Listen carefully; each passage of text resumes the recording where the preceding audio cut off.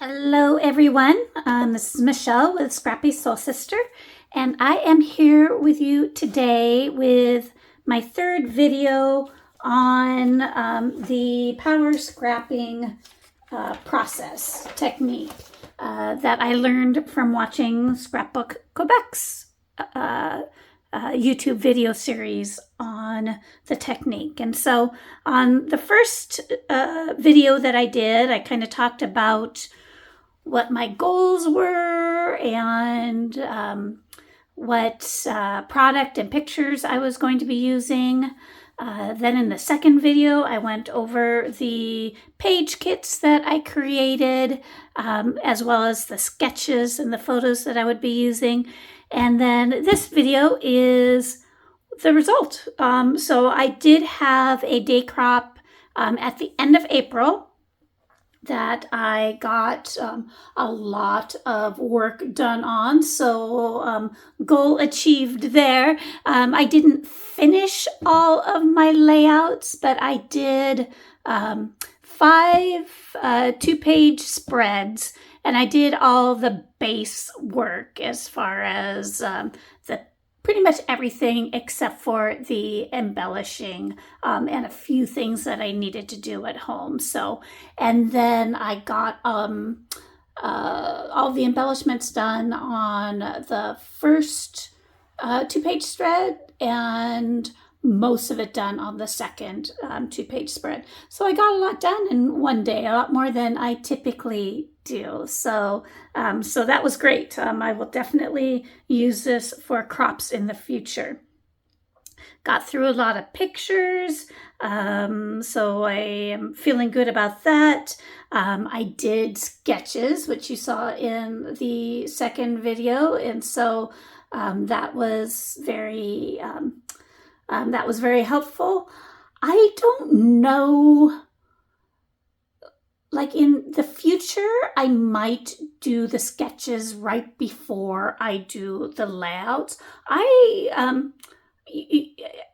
am very much an in the moment type of person, so it's hard for me to take something that I did, the week before and not want to recreate it that day because I either have a different idea or I don't really understand what I was thinking.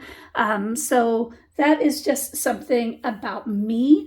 For most people, probably doing the sketches before is definitely a time saver. But I find myself either redoing it or adjusting it or redoing it.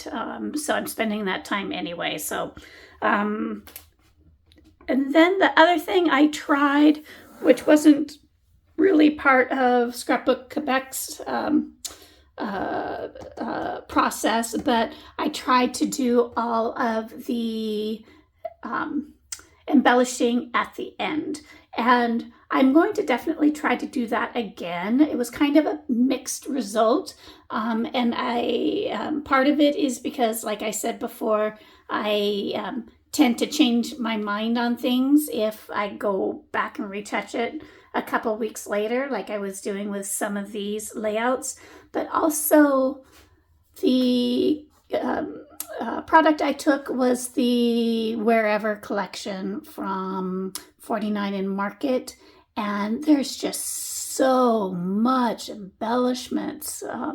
It's really like almost overwhelming, and I don't want them to know I think that, because I love that they put out so much product and you get so much value with the little embellishment packets and all of the doodads that they create, but it's just a lot to go through. So that is a bit of a time sucker as well. So anyway, those are the things I learned. I will definitely do it again, but let's go through what I created.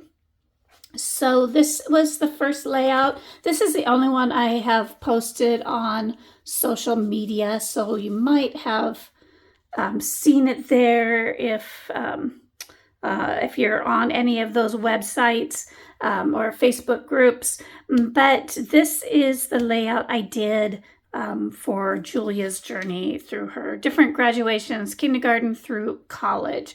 And so this is the sketch I use in this one. I did stay really close to the sketch. My grid layout, my title, my clusters up here, and then her picture here. And so this was by far the most fun to create, just because it was so sentimental as well. But I used this postage die from Close to My Heart, some Bramble Fox perspective acrylic titles. I used those throughout these pages. Lots of little clusters. And then if you saw the second video, you saw this. It's just a acetate piece that I cut out from a, I believe this is pear tree cut file. And then I did an ombre with some Tim Holtz distress colors, just because I wanted to do like an insert in here. I'll punch some holes in it to make this layout as special as I possibly can. And so this is the page with my daughter's graduation picture. I know there's a bit of glare on it, so let me get it up there so you can see how sassy she is in her graduation get up there. So again, more Bramble Fox, lots of clusters, and then this gorgeous background paper from 49 and Market. All right, so the second layout I did was of our move her in journey. So this is when I drove her out to Denver a few years ago for her orientation and move-in process, all that type of thing. Again, I did stay pretty close to the sketch on this one. I did change the title and went with destination. So I have my clusters, a title, another little cluster here.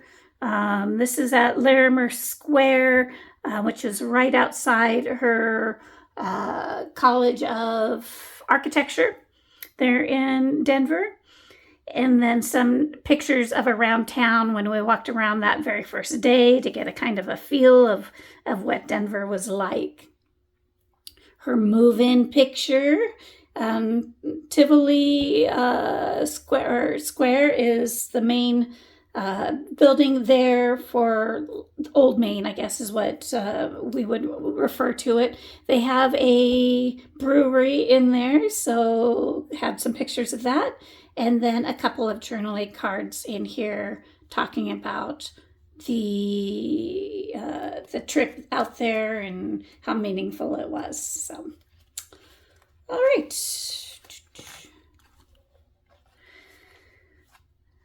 So these next few layouts are more of when I was out there with Pete. So I moved her in August, and then we flew out in September so we can see her when she was a little bit more moved in, a little bit more settled, and so Pete could get an idea of what her Denver experience was like.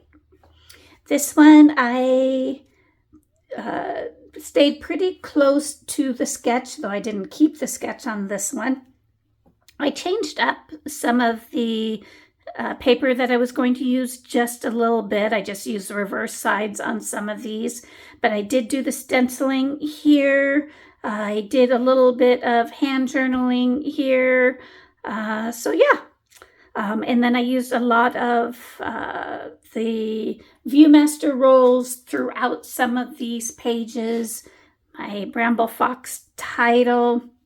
This building here is right by Union Square, but this is where the restaurant that she works at, Rodizio Grill, that's the building that is located in. So beautiful picture over, I think this is at Sloan Lake, looking at Denver. So,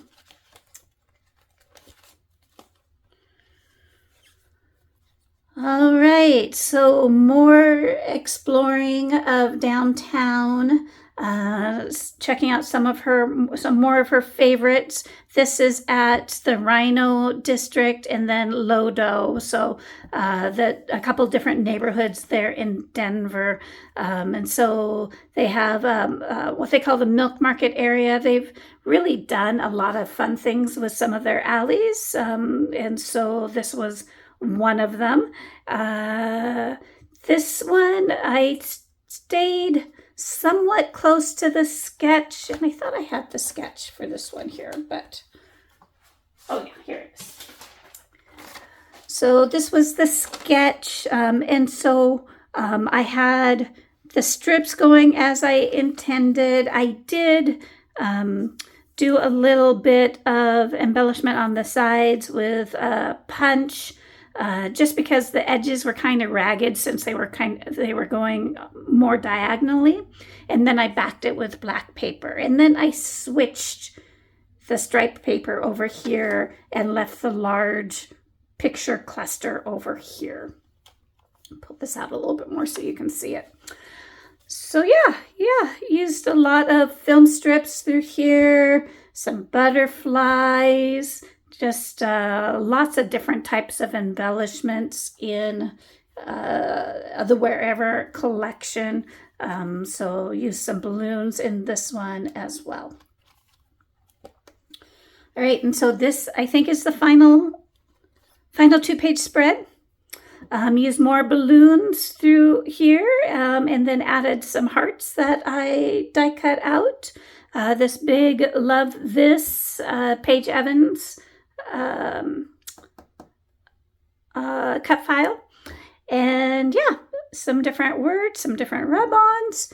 And then this is art at Rhino and at the Milk Market and downtown. This particular mural is an actual beehive. So the restaurant next door gets all of their honey from that beehive. So yeah, lots of fun doing these layouts. And so if you are going to a crop and need to get a little bit more organized, or even if you're scrapbooking at home and are feeling like you need a little bit more focus, this was a great way to do it. I highly recommend it, and I will definitely be using the power scrapping technique again. So I hope you all have a wonderful day, and if you can, hit like or subscribe, and I will see you on the next video. Thank you.